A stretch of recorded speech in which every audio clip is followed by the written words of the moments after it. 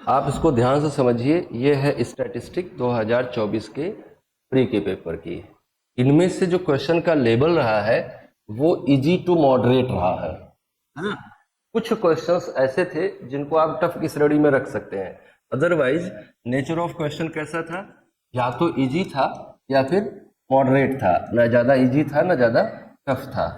थोड़ा सा चालाकी यूपीएससी ने करी थी ऑप्शंस बनाने में। जो बहुत ध्यान से क्वेश्चंस को नहीं पढ़ेंगे वो ऑप्शन चूज करने में गलती कर देंगे। ऐसा ऐसा उसने थोड़ा चालाकी से ऑप्शंस को तैयार किया था। और इनमें से एक सिंगल ऐसा एरिया नहीं है जो हमने क्लास में डिस्कस ना किया हो। कम से कम कुछ सब्जेक्ट के बारे में तो पूरी गारंटी से मैं कह रहा हूं कि वो बिल्कुल क्लास में डिस्कस किए गए हैं क्वेश्चन। हिस्ट्री के, पॉलिटी के, इकोनॉमी के, ये तो तीनों मैंने ही पढ़ाए हैं और एक एक क्वेश्चन हमने करवाया है क्लास में। तो अगर इन तीनों का हम कंट्रीब्यूशन देखें तो 10, 29, 39, 3, 42 क्वेश्चन, मतलब 84 नंबर, 84 मार्क्स है। 84 नंबर का काम तो हमने एग्जैक्टली कॉपी में कर दिया है। जो सब्जेक्ट किसी और ने पढ़ाया मैं उसकी बात ही नहीं कर रहा हूं। इसके अलावा अगर करंट अफेयर्स भी थोड़ा बहुत अगर आप पढ़ेंगे तो हो गया 100 नंबर। अभी ये जो पेपर आया है इसका कट ऑफ जनरल कैंडिडेट के लिए 100 नंबर के आसपास रहेगा, प्लस 100 प्लस माइनस 5 कर लीजिए, यही कट ऑफ रहेगा। सी-सेट के पेपर में अगर आपको केवल कॉम्प्रिहेंशन आता है, क्वेश्चन पेपर पढ़ के और क्वेश्चन का आंसर देना आता है, तो आपका क्वालिफाई कर जाएगा सी-सेट। और मैं शुरू से कह रहा हूं कि सी-सेट के पेपर के लिए सिर्फ एक तरीका है कि आप अपने स्टडी को बढ़ाइए, अपने पढ़ने की आदत को बढ़ाइए। जितना ज़्यादा आप अपने पढ़ने की आदत को बढ़ाएंगे उतना ज़्यादा आप में कॉम्प्रिहेंशन एबिलिटी आएगी। और कॉम्प्रिहेंशन एबिलिटी का मतलब ये होता है कि आप कोई पैसेज पढ़ते हैं तो उस पैसेज का कंटेक्स्ट क्या है, उस पैसेज का मतलब क्या है, ये आपको समझ में आ जाएगा। आप जब तक पढ़ेंगे नहीं, इसको सही करने का और कोई दूसरा रास्ता नहीं है। उसको पढ़ना होगा, प्रैक्टिस करना होगा, पढ़ना होगा, प्रैक्टिस करना होगा।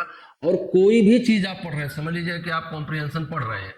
कॉम्प्रिहेंशन का मतलब हिंदी में क्या होता है? कॉम्प्रिहेंशन का मतलब होता है समझ।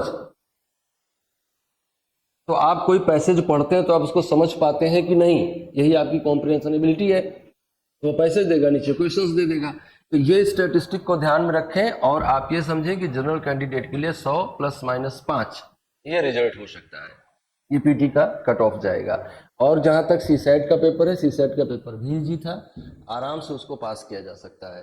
65 नंबर लाए, सब 26 क्वेश्चन तो केवल कॉम्प्रिहेंशन से थे, केवल कॉम्प्रिहेंशन 26 क्वेश्चन थे। 52 नंबर ऐसे ही हो गया आपका। 12 ही नंबर, 14 नंबर तो और लाने हैं। रीजनिंग कर लीजिए तो आपके बराबर हो जाएंगे। तो बहुत इजी है।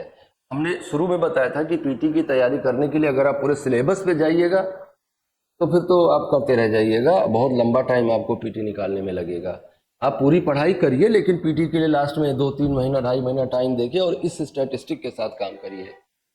इस तरह से क्वेश्चंस आएंगे, इस तरह से आंसर करने होंगे, इस तरह से आपका कट ऑफ जाएगा। एक सिंगल क्वेश्चन ऐसा नहीं है जो हम लोगों ने अपनी क्लास में डिस्कशन ना किया हो। हम पेपर देखे, हमको लगा कि पेपर दिए होते तो उड़ा दिए होते हैं, मतलब आप लोग, हम क्या। हाँ, इकोनॉमिक्स तो एकदम लाइन टू लाइन आया है, जो क्लास में पढ़ा वही वही वही पूछा गया है। तो आप समझिए बात को कि आपको बच्चा लोगों काम करना है ना, अपने आप से।